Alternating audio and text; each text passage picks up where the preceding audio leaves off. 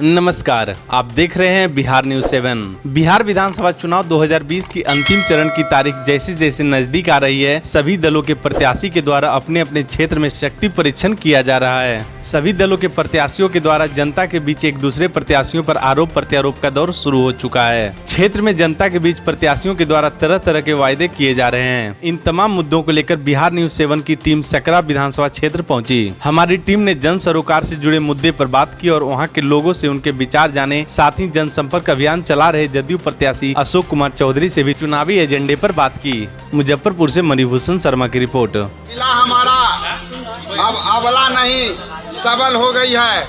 महिला कोमल हो सकती है, महिला कोमल हो सकती है, लेकिन किसी से कमजोर नहीं, किसी से कमजोर नहीं।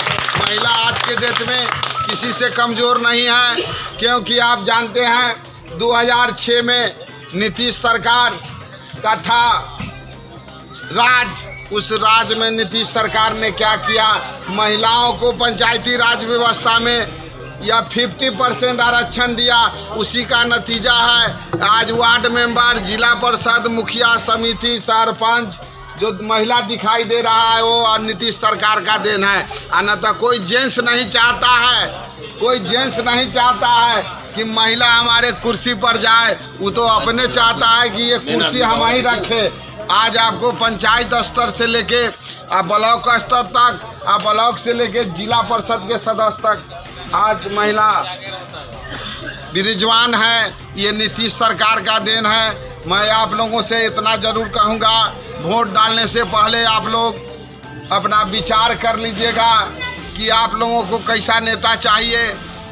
जो नेता जो आपका नौकर बन के काम कर सके, वैसे नेता को चुनने की ज़रूरत है। नहीं तो चुनाव जिता दीजिए, आप पटना में और दिल्ली में जाकर ऐश करेगा, अब फिर गरीब को देखने नहीं आएगा। एगो तो जीत के गया है, से क्या काम किया है जो आप लोगों से छुपा हुआ नहीं है। अब फिर ओकरे को दो सारू खड़ा हो गया है, तो आप लोग इसका इंसाफ कीजिएगा, हम कुछ नहीं कहेंगे। अभी जो है आपके गांव में जो सुजावलपुर से रास्ता आती है, उसकी स्थिति काफ़ी दयनीय है।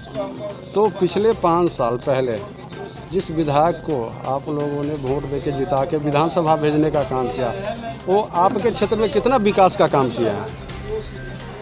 उन्हीं के बारे में अभी जो हम बताए, जो समय नहीं देते हम लोग जाते भी है, तो उन्हीं के बारे में बता रहे थे। खासकर कि वो बिल्कुल समय देने का काम नहीं करते। अगर वहाँ पर जाके कुछ प्रस्ताव लेंगे कि हाँ ये अगर कर दीजिए, ये मदद कीजिए, छोटा मोटा बात भी अगर करने जाते हैं तो मतलब सीधा हाँ हो जाएगा, इधर उधर फ़ोन घुमाते हैं कि हाँ हो जाएगा, लेकिन आगे कुछ नहीं करते हैं। ये जो रोड का जहाँ तक बात है, ये रोड का तो पता ही नहीं चल रहा है कि इतना मतलब पंचायत, 3 पंचायत 4 पंचायत लगभग बीच में आता है। लेकिन इस रोड से लगभग कितनी आबादी जुड़ी हुई होगी? लगभग कम से कम तो हमको लग रहा है कि अगर मुजफ्फरपुर जिला में मान के चला जाती इस रोड से कम 25 से 30 हज़ार आबादी जुड़ी हुई है। आपका नाम सर क्या हुआ? मेरा नाम रॉकी हुआ। गांव कौन सा होगा? महसी गांव हुआ।